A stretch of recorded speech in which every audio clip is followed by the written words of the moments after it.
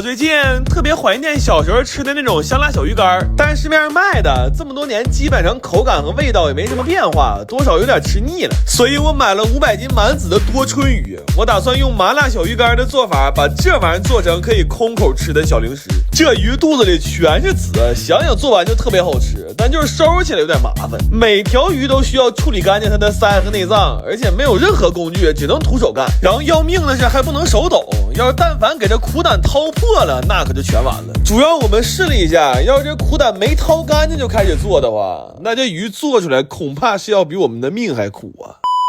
这些鱼我们一共收拾了2天，为了吃的时候口感好，我们把鱼尾和鱼鳍也都剪掉了。但是因为它不能开膛，里边其实还是有好多黑膜是没处理到的，所以在去掉内脏之后，我们还需要给它反复头洗，然后再充分的抓拌腌制。这么处理完的鱼基本就没什么腥味了，就甚至晚上我想拿2条去喂猫，我家猫都嫌那鱼没味儿啊！妈，这活干的可真是绝了。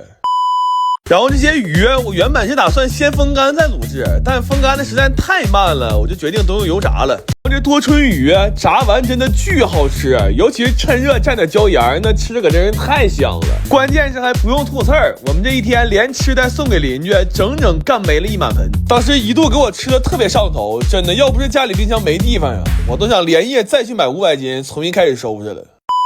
最后把炸好的鱼放到我们提前熬好的卤汤里，充分浸泡就可以了。它现在是先麻后辣，还微微带点甜，而且因为猛火炸过，鱼头是酥脆的，鱼肉也特别紧实。最要命的是这个鱼籽真的特别入味，而且越嚼越香。但是后来我发现这小鱼干在家吃总觉得差了点感觉，所以在我苦心思索之后，我们就近买了一般最慢的绿铁皮，然后还带上了10几罐小皮皮。我仨就这么小溜的干游了一整天，这回感觉就全对了。我甚至觉得这鱼干拿到火车上吃跟在家吃的完全是2种食物，这事儿谁懂啊，家人们。